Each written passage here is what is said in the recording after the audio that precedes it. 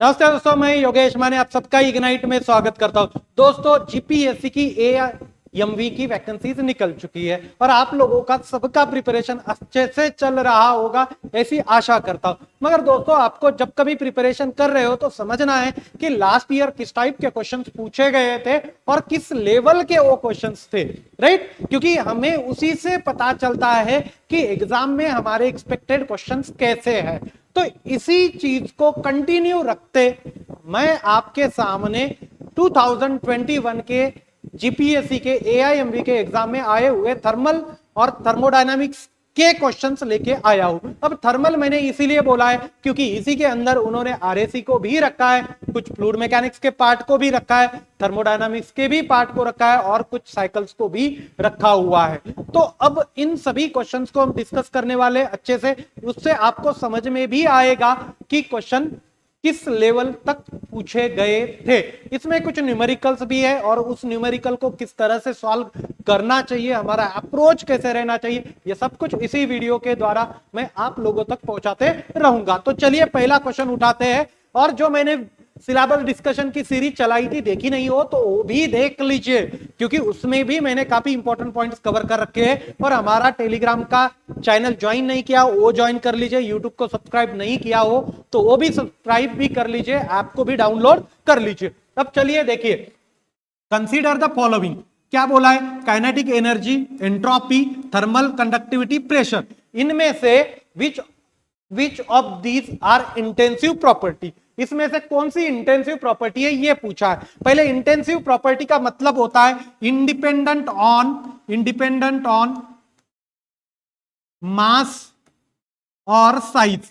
मास और साइज के ऊपर इंडिपेंडेंट है, उसको बोलते हैं हम इंटेंसिव प्रॉपर्टी। अब इसमें क्या आता है देखिए, kinetic energy half mv square मास पे डिपेंड है तो ये क्या बन जाती है? एक्सटेंसिव बनती है। इंटेंसिव और एक्सटेंसिव दो टाइप है। एंट्रोपी मास पे डिपेंड रहती है, स्पेसिफिक एंट्रोपी नहीं रहती है, एंट्रोपी रहती है, राइट? स्पेसिफिक एंथैल्पी नहीं होती है मगर एंथैल्पी मास पे डिपेंड होती है। तो enthalpy entropy both are extensive property, तो ये भी एक्सटेंसिव प्रॉपर्टी है। थर्मल कंडक्टिविटी मटेरियल की प्रॉपर्टी है, मटेरियल चाहे 1 kg का हो 2 kg का हो, राइट? उस पर डिपेंड नहीं करती है। प्रेशर भी नहीं डिपेंड करता है। तो प्रेशर, इसका आंसर थर्मल कंडक्टिविटी और प्रेशर है। इसके अलावा तो आंसर सी बनता है। इसके अलावा आपका टेम्परेचर भी इंटेंसिव प्रॉपर्टी है, डेंसिटी है, विस्कोसिटी है, रेजिस्टिविटी, ये सभी इंटेंसिव प्रॉपर्टीज है। आगे चलते हैं। अब यहां देखिए, the constant volume gas thermometer work on the principle that, okay, constant volume gas thermometer किस प्रिंसिपल पे काम करता है? पहला क्या बोला है? At a low pressure. देखिए, कांस्टेंट वॉल्यूम थर्मामीटर है, क्लियर? हमारे पास इक्वेशन है PV is equal to M R T. इसमें से मास तो कांस्टेंट होता है, कैरेक्टरिस्टिक गैस भी कांस्टेंट है, क्लियर? और इन्होंने क्या बोला है? वॉल्यूम भी कांस्टेंट है, clear? So P is directly proportional to T होगा, P is directly proportional to T होगा। इसका मतलब जो आपका टेम्परेचर है वो किसके साथ वेरिएशन हो रहा है? प्रेशर के साथ। और ये कब वैलिड होता है? लो प्रेशर पे, लो प्रेशर और हाई टेम्परेचर पे, एंड हाई टेम्परेचर, क्लियर? तो समझ लीजिए आपको कि ये दोनों कंडीशन जब सेटिस्फाई होगी तभी वो कांस्टेंट वॉल्यूम थर्मामीटर की तरह काम करेगा। अब लो प्रेशर होना चाहिए, तो लो प्रेशर का कहां है? पहले हाई प्रेशर को हटा दीजिए, ये हाई प्रेशर को दोनों को हटा दिया। पूरा ऐसे लंबे ऑप्शंस पढ़ने की भी जरूरत होती है, की पॉइंट काफी है। फिर उसके बाद में at low pressure temperature of gas is independent on pressure, है क्या? नहीं, temperature of gas is directly proportional to pressure, तो वो भी हट गया, क्लियर? फिर उसके बाद at low pressure the temperature of gas is proportional to its pressure at a constant volume. इसका मतलब आंसर क्या बन गया आपका? डी। तो इस तरह से आपको ऑप्शन को एलिमिनेट भी करना है जिससे आपका टाइम भी सेव होगा और एक आधा आंसर आपको पता नहीं होगा तो वो आंसर भी आपको मिल जाएगा। आगे चलते हैं।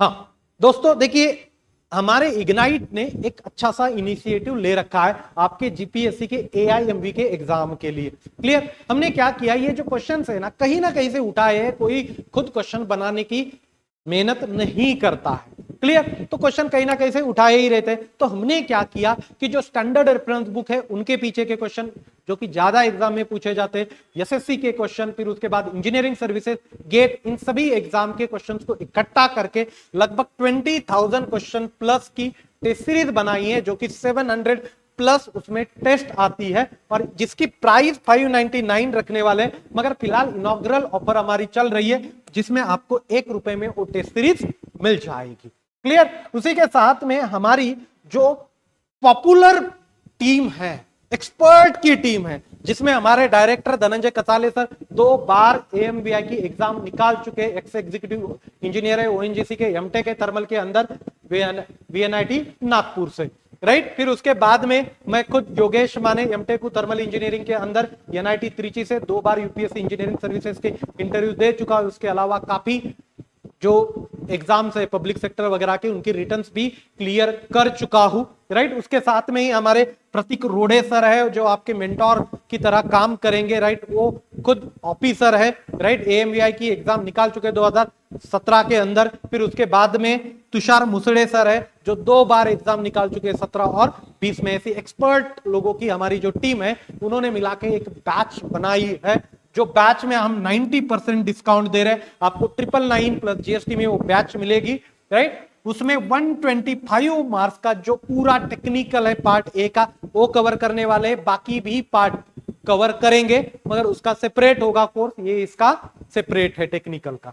चलिए आगे, अब आगे के क्वेश्चंस देखते हैं। देखिए, ईयर विथ एंथैल्पी, ईयर की एंथैल्पी है 100 केजी पर 100 किलोजूल पर केजी इनिशियल है। फिर उसके बाद में compressed an air compressor to a pressure and temperature at which enthalpy becomes, okay. फिर बाद में कंप्रेस होने के बाद ये एंथैल्पी बन गई। द लॉस ऑफ हीट, ये हीट का लॉस है, जब हीट का लॉस होता है तो माइनस से दिखाया जाता है।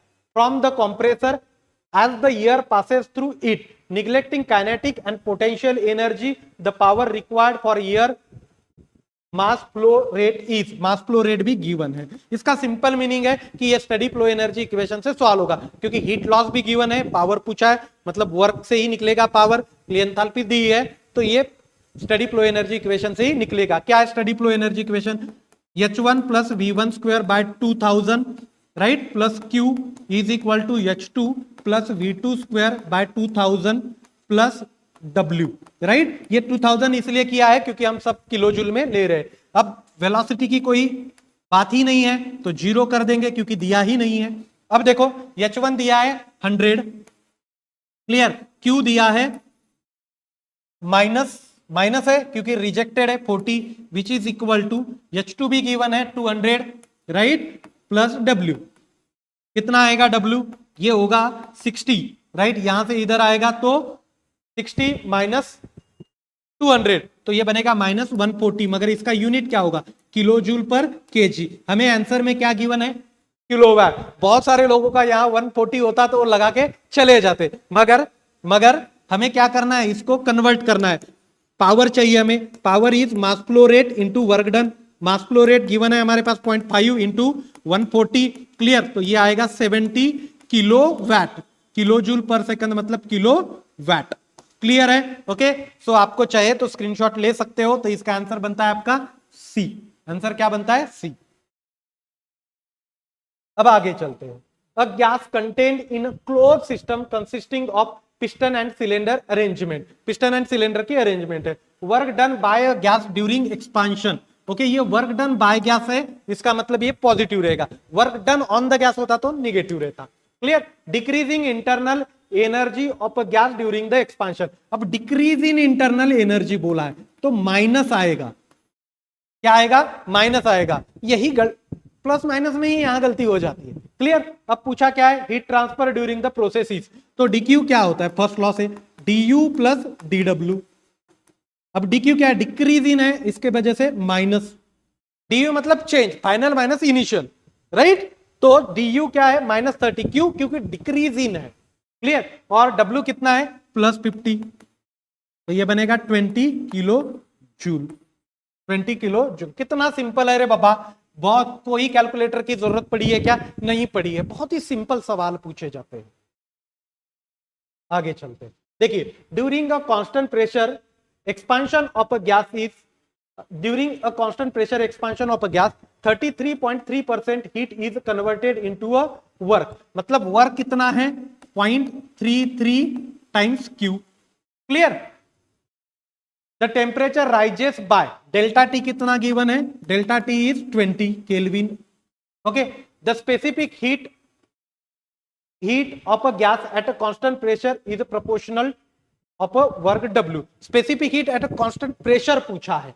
क्लियर? और प्रोसेस कौन सी है, कांस्टेंट प्रेशर एक्सपांशन प्रोसेस है। तो कांस्टेंट प्रेशर प्रोसेस में heat transfer is equal to होता है आपकी चेंज इन एंथैल्पी, और वही कांस्टेंट वॉल्यूम प्रोसेस हो तो heat transfer is equal to change in internal energy होता है। So dq is equal to होता है ये Cp delta T. Okay, so यहां से dq निकाल सकते हैं, बिल्कुल निकाल सकते हैं, जो कि आएगा QW बाय 0.33।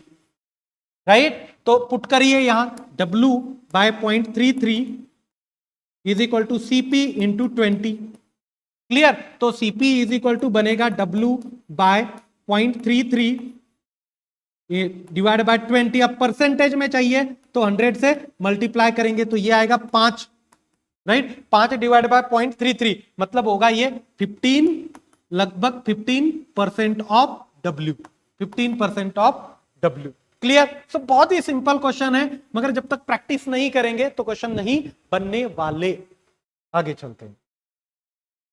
अब देखिए आगे, a reversible engine operate between a temperature of 900 Kelvin and T2, okay, and another reversible engine between T2 and 400 Kelvin in series, दोनों कैसे सीरीज में। The value of T2 if work output of both the engine are equal। देखो ये आपका T1 है, T1 ये आपका T1 है जो कि है आपका 900 केल्विन। राइट? एक इंजन है, फिर ये T2 है, फिर T2 से दूसरा इंजन है जो कि 400 पे और रिजेक्ट कर रहा है, ऐसे है। ओके, इसको मैं Q1 बोल देता हूं, इसको Q2 बोल देता हूं, और उतनी ही अमाउंट ऑफ हीट रिजेक्ट कर रहा है, और ये Q3 है। राइट? इसका वर्क डन W1 है और इसका वर्क डन W2 है। क्लियर? तो उन्होंने क्या बोला है, दोनों कैसे है, सेम है। सो W1 is equal to W2।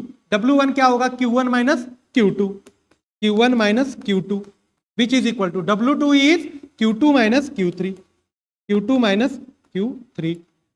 Clear? अब सबको क्या करेंगे, Q2 निकाल लेंगे यहां से, तो Q2 is equal to क्या बनता है आपका Q1 प्लस Q3 बाय 2।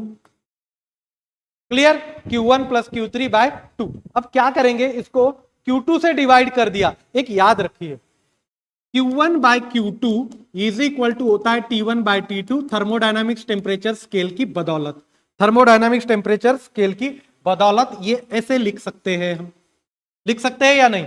तो अब क्या करता हूं मैं, सिंपल इस 2 को इधर रख देता हूं, तो ये क्या आएगा आपका Q1 bye Q2, Q1 bye Q2 plus Q3 bye Q2। इसी को मैं ऐसे लिख सकता हूं T1 bye T2, T3 bye T2। Clear? अब इस 2 को इधर लेके, T2 को इधर लेके आता हूं, T2 is equal to T1 plus T3 by 2।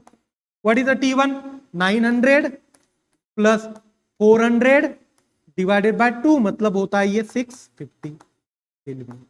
तो आंसर क्या आ गया आपका 650। याद रखिए, ये डायरेक्ट रिजल्ट आपको रट के रखना है, एग्जाम में इतना समय है नहीं हमें। देखो जब वो सीरीज में इंजन को लगाएंगे, वर्क आउटपुट सेम होगा, तो ये बीच वाला टेम्परेचर है वो दोनों का एवरेज रहता है। क्लियर? और इफिशियंसी सेम होगी, नीटा1 इज इक्वल टू नीटा2 होगा। तो ये जो बीच वाला टेम्परेचर है ना, तो बीच वाला temperature is square root of T1 and T3, square root of T1 and T3। ये आपको रट के ही रखना है, क्योंकि एग्जाम में इतना समय है नहीं, हम इनको स्टेप बाय स्टेप कर सके इससे। क्लियर? आगे चलते हैं। आगे क्या बोला, a cylinder is made up of metal of thermal conductivity. एक सिलेंडर है, ओके, जो थर्मल कंडक्टिविटी मटेरियल कितनी, 40 watt per metre kelvin, is to be insulated with a material of thermal conductivity. ये सिलेंडर है, इसको इंसुलेट करना है किसी मटेरियल से। राइट? इस मटेरियल से इंसुलेट करना है, जिसकी थर्मल कंडक्टिविटी क्या है, K इज इक्वल टू कितना है, 0.1 watt metre kelvin. Clear? And if convective heat transfer coefficient with the ambient temperature, H is equal to कितना है 5 watt metre square kelvin. Clear. अब इन्होंने क्रिटिकल रेडियस ऑफ इंसुलेशन पूछा है, तो critical radius of insulation क्या होता है K बाय H। सिलेंडर के लिए वही स्पीयर होता तो उसके लिए क्या होता, स्पीयर के लिए क्रिटिकल रेडियस होता 2K बाय H। ये सिलेंडर है तो K बाय H। K क्या है 0.1 डिवाइडेड बाय 5 और इसका यूनिट क्या बनता है मीटर, मगर आंसर किसमें है सेंटीमीटर में। क्लियर। तो 1 मीटर इज इक्वल टू क्या होता है 100 सेंटीमीटर। इसका मतलब इसको मुझे 100 से मल्टीप्लाई करना है सेंटीमीटर में कन्वर्ट करने के लिए, इसका यूनिट है मीटर। क्लियर। अब ये 100 से मल्टीप्लाई किया तो सेंटीमीटर बन जाएगा, तो ये आएगा 20 इंटू 0.2 इज 2 सेंटीमीटर। कितना सिंपल है रे बाबा, आंसर इज ए। बहुत बहुत सिंपल है। क्लियर। बस हमें सब कुछ इकट्ठा करना है, नहीं तो फिर मुश्किल हो जाएगा। अब देखो, in which one of the following material is the heat energy propagation minimum due to conduction heat transfer. इनमें से किस मटेरियल में कंडक्शन हीट ट्रांसफर से हीट प्रोपोगेशन सबसे कम होता है। देखो ये क्वेश्चन ही इसलिए पूछा जाता है कि हमें आंसर ईयर कर दे। देखो ईयर है क्या ऑप्शन में, हाँ, तो इसमें सबसे कम थर्मल कंडक्टिविटी किसकी है ईयर की। सबसे ज्यादा थर्मल कंडक्टिविटी किसकी है, डायमंड का पहला नंबर आता है। डायमंड के बाद आप जो पॉपुलर है उसमें सिल्वर, सिल्वर के बाद कॉपर, कॉपर के बाद लोहे का, आयरन का, आयरन के बाद ये एल्युमिनियम भी हो सकता है यहाँ एल्युमिनियम, फिर उसके बाद में के स्टील का। क्लियर। ये सीक्वेंस याद रखिए। मोस्टली आंसर मिनिमम पूछा जाए तो ईयर हो तो ईयर लगा के आ जाइए, बाकी देखने की जरूरत नहीं पड़ती है। देखिए, in unsteady state conduction of a body with negligible temperature gradient the temperature variation is. Unsteady state की बात हो रही है, अनस्टेडी की बात हो रही है। क्लियर। ये सभी क्वेश्चन कब के हैं, ये 2021 के क्वेश्चन पेपर के क्वेश्चंस मैंने निकाल के रखे हैं। कब के 21 के पेपर के। इसमें पूरा थर्मल साइंस आ गया आपका। क्लियर। तो अच्छे से क्वेश्चन, इससे आपको पता चलेगा भाई कि किस टाइप के क्वेश्चन पूछे जा रहे हैं। क्लियर। तो आपको अच्छे से समझना है इनको। ये अनस्टडी स्टेट है। अनस्टडी स्टेट में जो है ना वेरिएशन जो होता है आपका टाइम के साथ टेम्परेचर का, वो होता है एक्सपोनेंशियल। क्या होता है, वो होता है एक्सपोनेंशियल। क्लियर। किसके साथ, टाइम के साथ। ये आपका टाइम एक्सिस है और ये टेम्परेचर है। तो जैसे जैसे एक आधा ऑब्जेक्ट आप फर्निश से बाहर निकालोगे, एयर में रखोगे, तो स्लोली स्लोली स्लोली उसका टेम्परेचर कम होने लगता है। क्लियर। और ये वेरिएशन होता है एक्सपोनेंशियल। क्लियर। तो आंसर इज डी। अब याद रखिए कि ये लंप हीट कैपेसिटी एनालिसिस भी इसी में होता है। उसके लिए आपको बायोट नंबर की वैल्यू कितनी होनी चाहिए, 0.1 के कम होनी चाहिए। ये भी क्वेश्चन काफी पॉपुलर है और एग्जाम में आपके हमेशा पूछा जाता है।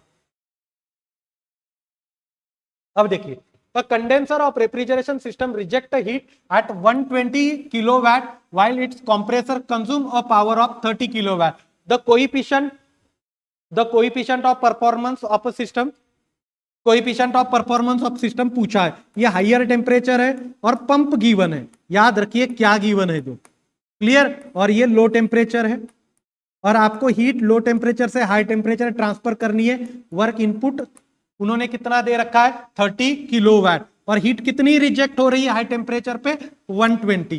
क्लियर।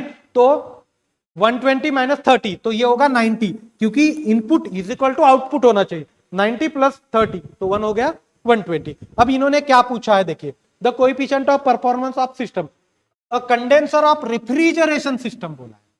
क्या बोला है, रेफ्रिजरेशन सिस्टम। इसका मतलब आपको सीओपी ऑफ रेफ्रिजरेटर निकालना है, ना कि पंप का। तो सीओपी ऑफ रेफ्रिजरेटर क्या होता है, refrigerating effect divided by work input. क्या है रेफ्रिजरेटिंग इफेक्ट आपका 90 divided by work input is 30। So COP of refrigerator is 3। That's it. आगे चाहे तो आप इसका स्क्रीनशॉट निकाल सकते हो। ये पीडीएफ आपको हमारे टेलीग्राम ग्रुप में मिल जाएगी। Hydrogen is essentially in Electrolux refrigeration system. देखो इलेक्ट्रोफ्लक्स रेफ्रिजरेशन सिस्टम है ना, इसको 3 फ्लूइड सिस्टम कहा जाता है। 3 फ्लूइड सिस्टम। क्लियर। इसमें कौन कौन से फ्लूइड है, तो एक है अमोनिया, दूसरा है वाटर, और third one is hydrogen. Third one is hydrogen. और इसको पंपलेस सिस्टम भी बोला जाता है। क्या बोला जाता है? पंपलेस सिस्टम। पंपलेस सिस्टम, क्योंकि इसमें पंप यूज करने की जरूरत नहीं होती है, जो कि आपको अमोनिया वाटर रेफ्रिजरेशन सिस्टम में भी मिलेगी। अब इसमें अमोनिया जो है वो रेफ्रिजरेंट है, वाटर जो है वो आपका एब्जॉर्बर है। क्लियर। और आपको पूछा क्या है कि हाइड्रोजन का यूज क्या है, तो हाइड्रोजन क्या करता है? लो पार्शियल प्रेशर क्रिएट करता है, उसके वजह से जो फ्लो है वो नेचुरल हो जाता है, और इसीलिए आपको पंप की जरूरत नहीं होती है, यही इन्होंने बोला है। It act as a catalyst in evaporation. Okay, evaporation बढ़ाना ये कोई इसका फंक्शन है नहीं। Clear. It help in maintaining low partial pressure for evaporating ammonia. ये सही है, इसका आंसर बी होता है। आगे देखिए, heat pump of a domestic refrigeration, heat pump for a domestic heating operates between a cold temperature of 0 degree Celsius and the hot system eight 60 degree Celsius. What is the minimum electric power consumption if heat rejected is? Heat rejected given है। देखो pump है तो ये high temperature है, कितना given है उन्होंने? 60 degree Celsius है ये, राइट, 60 डिग्री सेल्सियस। फिर उसके बाद में ये जो है आपका, ये जो है आपका पंप है। क्लियर। और लो टेम्परेचर जो है वो 0 डिग्री सेल्सियस है,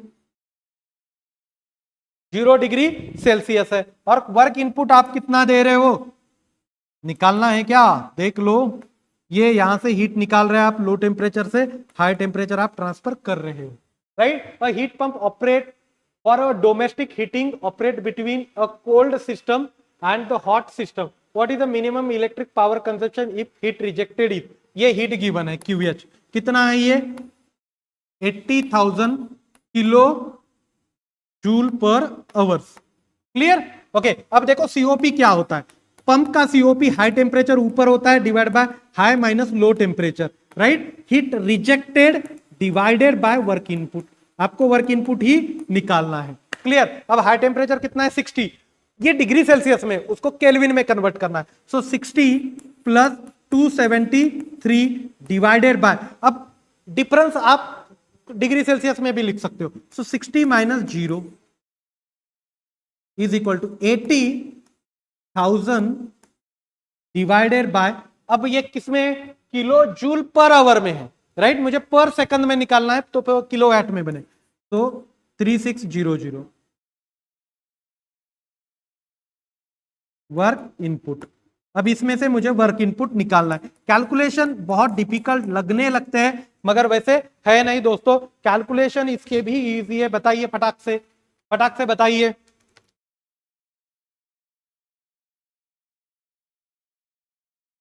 बताइए फटाक से,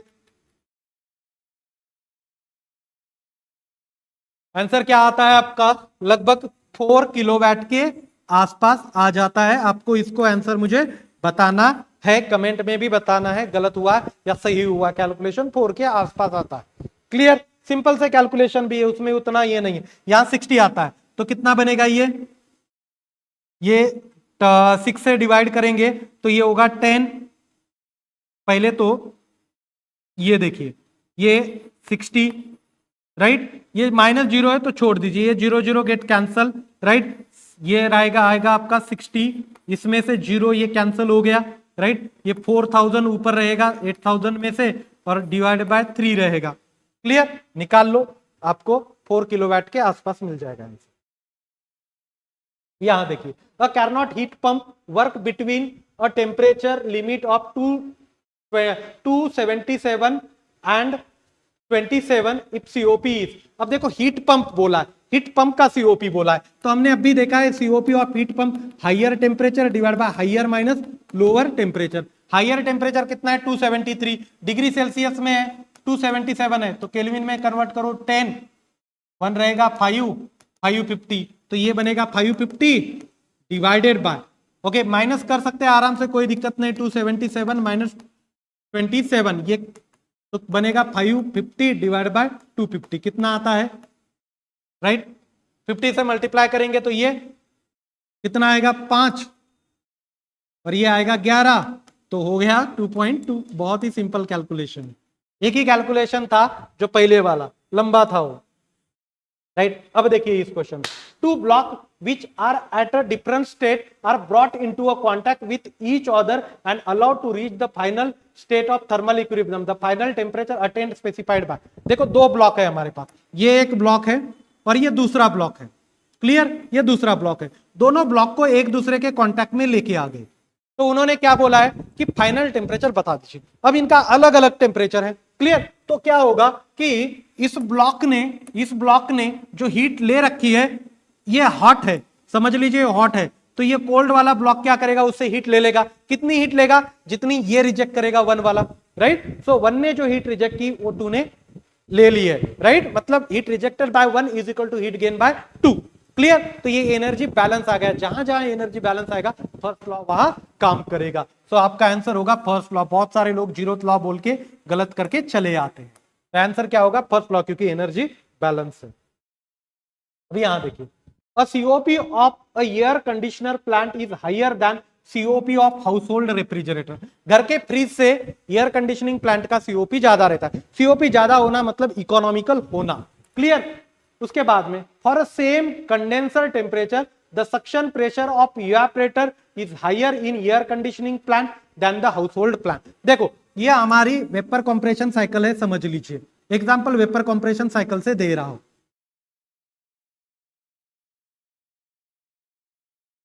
ये आपका कंप्रेसर है,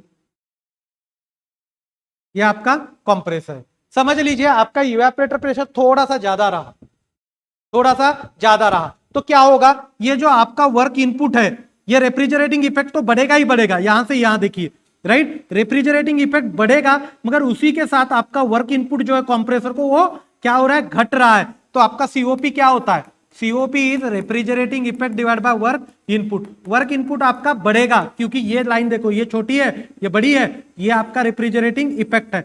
तो रेफ्रिजरेटिंग इफेक्ट बढ़ रहा है और work input to the compressor क्या हो रहा है, घट रहा है। तो ये क्या होगा, सीओपी बढ़ेगा। इसका मतलब आपका आंसर क्या है, आंसर इज 1। क्या कि both A and R true and R is the correct explanation of A. Clear. Engineering services में भी ऐसे क्वेश्चन आते थे कि आपको दो क्वेश्चन स्टेटमेंट गिवन है, पहली ए और बी, आपको बताना है पहली इसमें सबसे इजी तरीका क्या होता है, दोनों में से एक गलत हो तो कट खत्म हो गई। हाँ, अगर दोनों सही है तो आपको पता करना है कि दोनों इंडिपेंडेंटली सही है या जो पहली स्टेटमेंट है उसका रीजन सेकंड में गिवन है। क्लियर। इसमें पहला वाला ट्रू है मगर उसका सही रीजन सेकंड में गिवन है, क्योंकि इवेपोरेटर का प्रेशर ज्यादा होने की वजह से रेफ्रिजरेट इसमें एयर कंडीशनिंग प्लांट में आपका सीओपी बढ़ता है। क्लियर। तो दोस्तों ये रहा थर्मोडायनामिक्स। ऐसे सभी सब्जेक्ट का लेके आते रहूंगा, बस आपको मेरे साथ बने रहना है। और बने रहने के लिए आपको इस YouTube चैनल को सब्सक्राइब करना पड़ेगा। टेलीग्राम के चैनल को ज्वाइन कर लीजिए, क्योंकि ये पीपीटी में वहां आपको अवेलेबल करवा के देने वाला हूं विथ माय आंसर भी उसमें आपको मिलने वाले हैं। तो मैं यहां रुकता हूं। Thank you so much guys for listening. Thank you so much.